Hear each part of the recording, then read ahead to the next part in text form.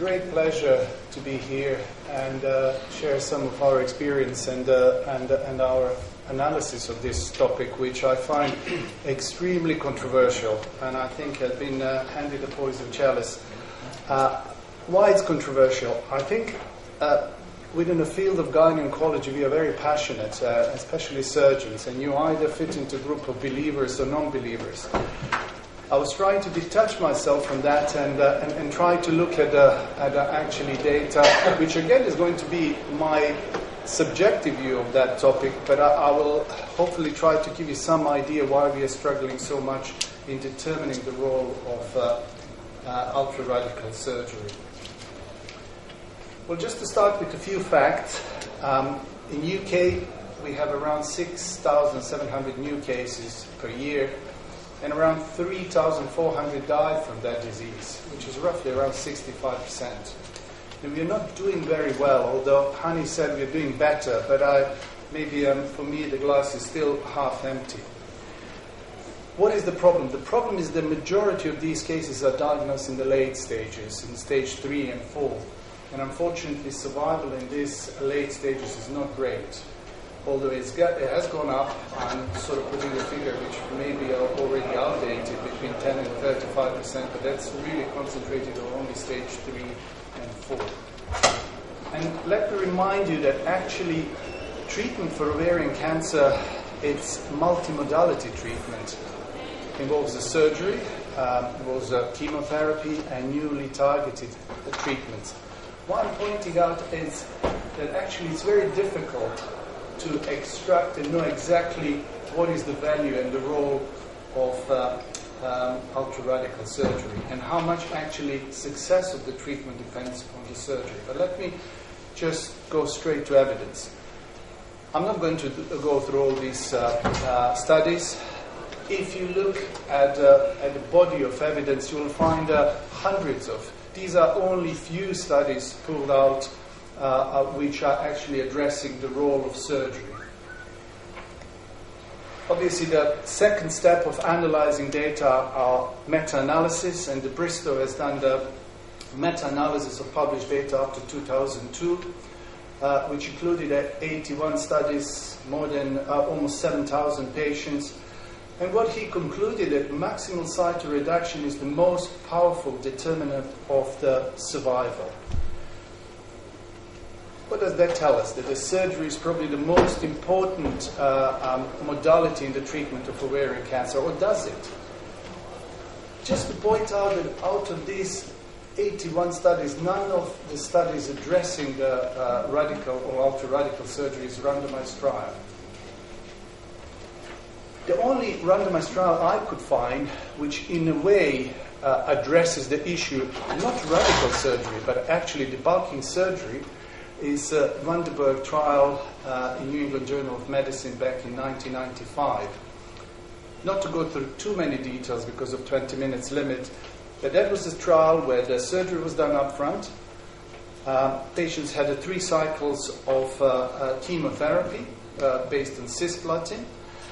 And after 3 cycles to the responding group, the patients who were responding to a treatment, was randomized to a continuation of 3 more courses of chemotherapy, and the other groups had the interval debulking, trying to remove as much tumor as possible.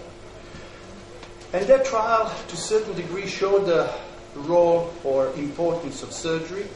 However, depending how you look at it, to me, it was a modest survival gain of 6 months to the group which had a secondary surgery. Obviously, you have to balance that against recovery from that surgery. If you are very cynical, you can say, oh, these 6 months, if they had a radical surgery, they spent actually recovering from that surgery. But what about evidence regarding ultra-radical surgery, whatever that means? Again, one can put numerous studies, but because of the sort of shortness of time, I think the best way to represent where we are at the moment is meta-analysis done by Cochrane database, where they try to compare ultra-radical surgery versus standard surgery. That study identified almost 100 studies And just to say that meta-analysis, or that review, had a very stringent criteria for the studies which can be included to answer that question. What do you think, how many studies fit the criteria which they can answer what the difference between ultra-radical and the standard surgery? Well, only one. Only one study, according to strict criteria of this Cochrane review, was deemed to be fit to address that question. Having said that, even that study wasn't randomized trial. And that tells you about the body of evidence, what we have at the moment for or against ultra-radical surgery. It's fair to say that that study did show that if you perform the ultra-radical surgery, that has a direct impact on the survival.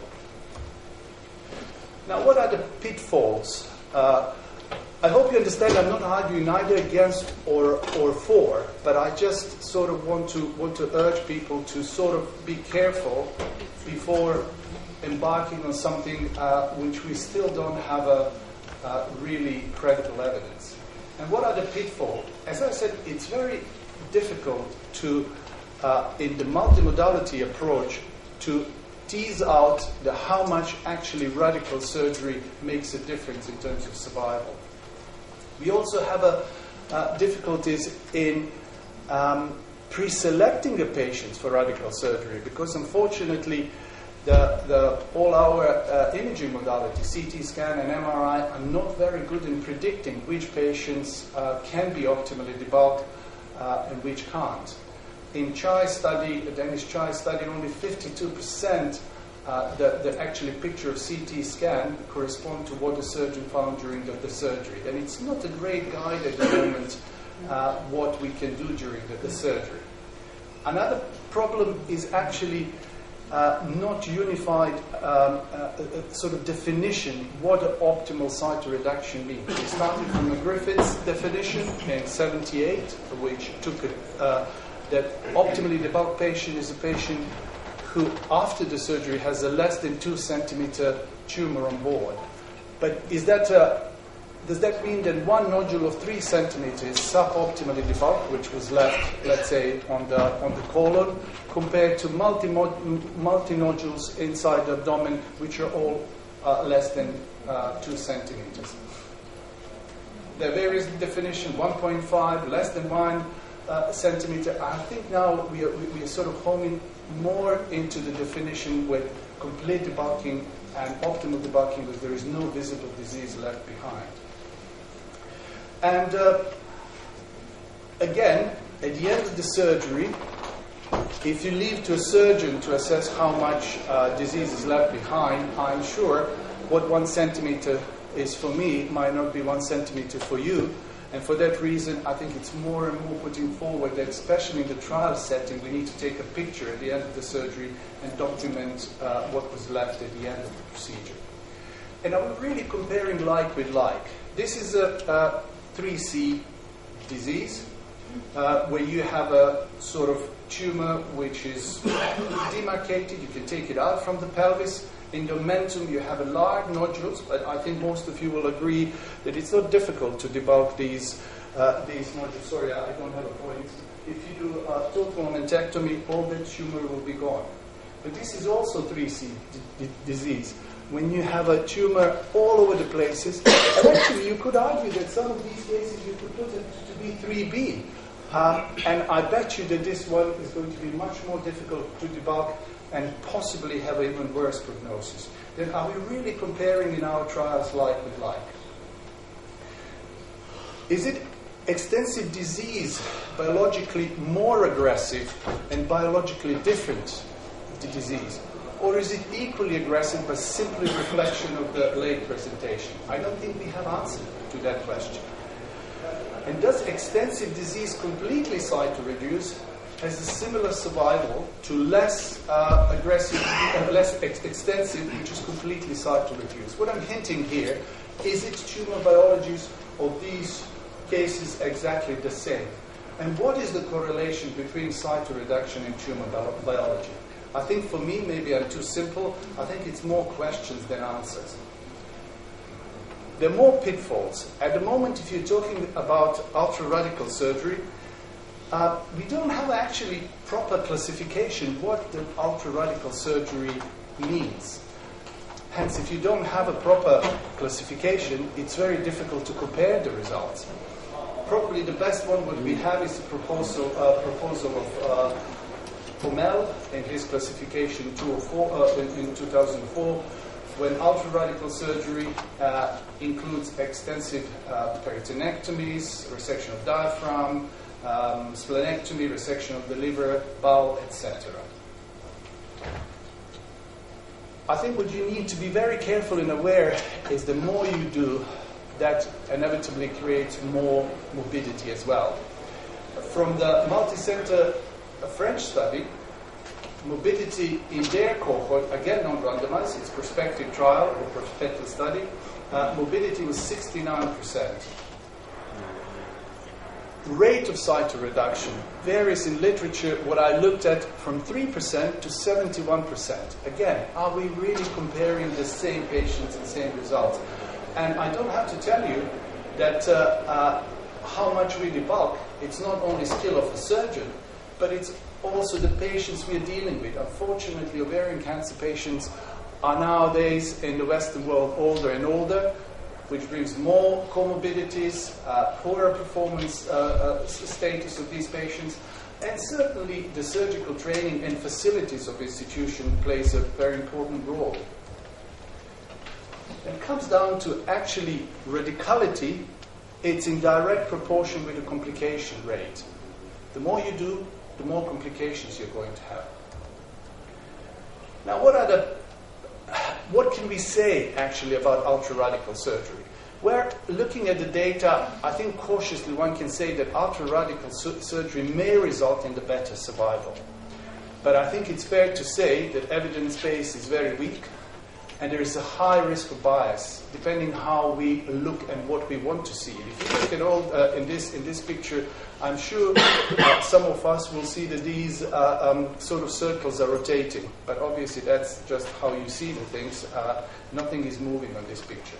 And until we have a properly conducted randomized trial, standard versus ultra-radical surgery, we won't have a clear answer for that.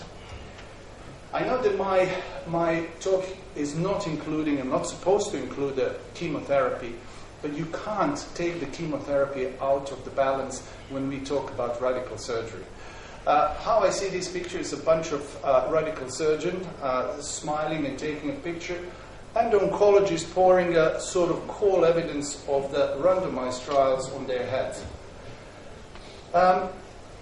Rose trial, it's actually carbon copy of Vandenberg trial only 10 years later with addition of Taxol. Sorry for a busy slide, but basically primary surgery, 3 courses of chemotherapy with Taxol, and the responders divided in another surgery after 3 courses. The other group had chemotherapy only. If you remember, Vandenberg had a 6 months benefit survival. Well, Rose didn't. It's exactly the same outcome. A part of the other group had the 1 surgery more and longer recovery.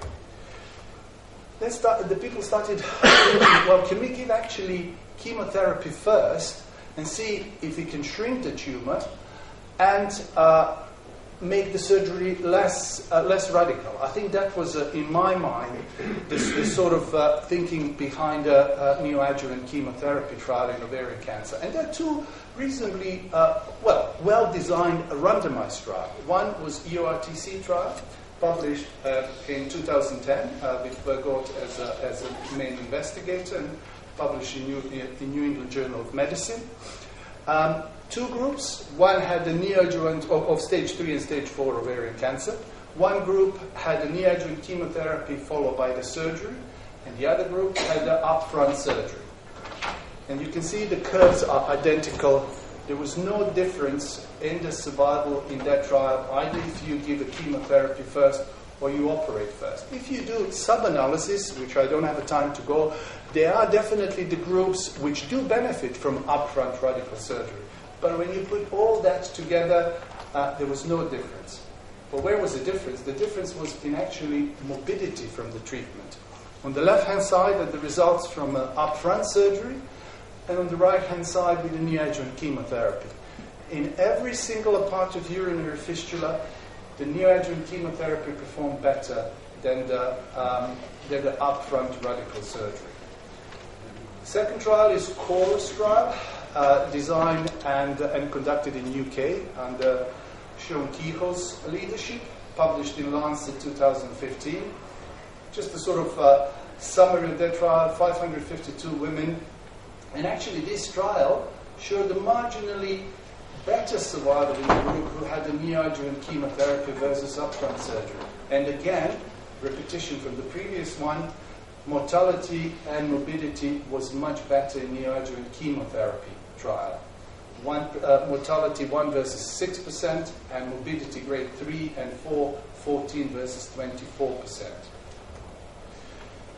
Well, I think it's fair to say, at least to me, is that what we know today about ultra-radical surgery, the data is very complex and, least to say, confusing. I took a liberty to put my own conclusion, which you are free to disagree. I think what we know from the so far published study, that complete cytoreduction leads to better outcome. But let me tell you, you can have a complete cytoreduction even with the chemotherapy.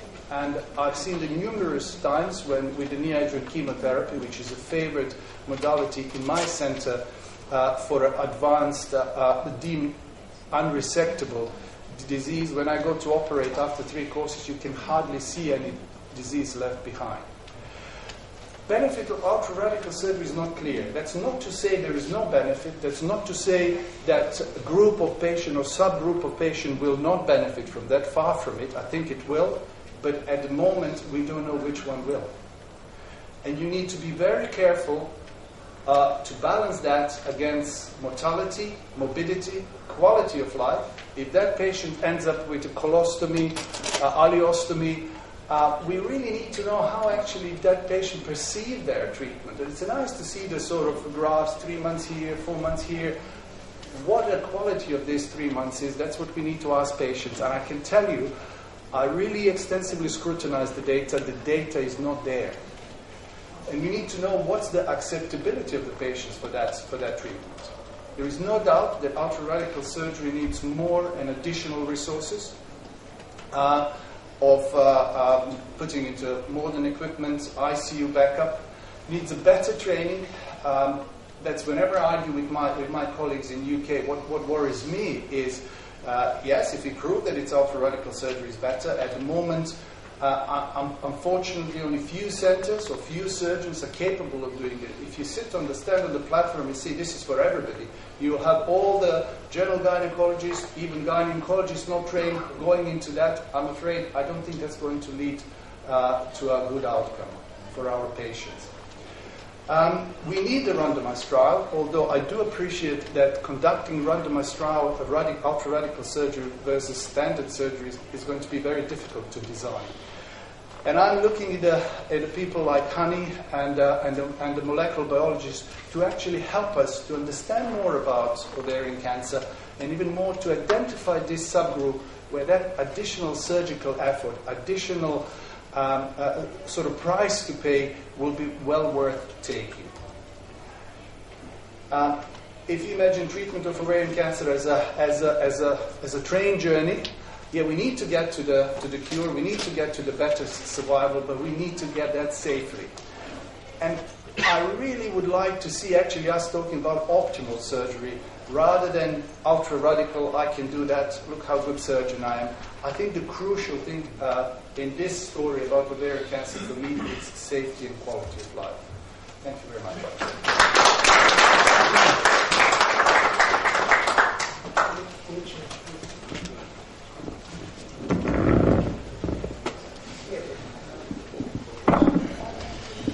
Thank you very much for your very nice presentation. And we have, of course, a lot of questions. What is the maximum? I have one question. What is the maximum for ultra-radical surgery? You can do nephrectomy, you can do cystectomy, you can do Whittle, or what is the maximum? When you stop? You can take anything. You can take anything from abdomen, and the only question is, in my mind, what the quality of life of that patient is going to be. And as I said, we don't have a sort of definition and a classification what ultra-radical means. And to be honest, as embarrassing it is, I can't answer your question, because I think, for me, the ultra-radical surgery is clearing the tumor and giving all visible tumor and giving the patient good quality of life. That's the sort of simplest I can answer that question. Yeah, I have a lot of questions for you. Thanks. What about bowel resection in patients requiring ultra-radical surgery, particularly in advanced cases? We do bowel. I mean, you can sense that I'm not probably the person who sits on this ultra-radical sort of concept. But we do bowel resection when necessary. When we do, we select our cases when, not in carcinomatosis, but if you have a basically disease which is mainly concentrated in the pelvis, and that requires left hemicolectomy, right hemicolectomy, or sometimes even sort of like a posterior exenteration, but if you don't have any disease in upper abdomen. I think most ultra-radical surgeons consider sort of ultra-radical surgery when you deal with the disease in upper abdomen, in the sort of celiac plexus, on the liver, on the diaphragm. That's where that concept of ultra-radical surgery. To me, as a surgeon, I don't do bowel resection except if there is invasive obstruction. I think it's valid concept, and I wouldn't argue against that one, but I know some of my colleagues would. What would be the result to upfront chemotherapy prior to surgery for patients requiring ultra-radical surgery? Sorry, say it again. What? What would be result to upfront chemotherapy prior to patients requiring ultra-radical surgery? I think that's what we know from these two trials, EORTC and the chorus, is that it seems that upfront neoadjuvant chemotherapy is safer, and it does not seem to differ in terms of outcome at the end. That's what we know from that. Again, there are subgroups where the ultra-radical surgery upfront, the patients do better. But what my point is, we don't know at the moment. I don't know. This point. Can I just make a small? Sure. So I completely agree with everything that you say. It's very easy to agree because it's such a confusing area. As a medical oncologist, I'm not a surgeon. I was part of the people pouring buckets of water on the surgeons for many years. We had some change about 3 or 4 years ago in my own department, where the total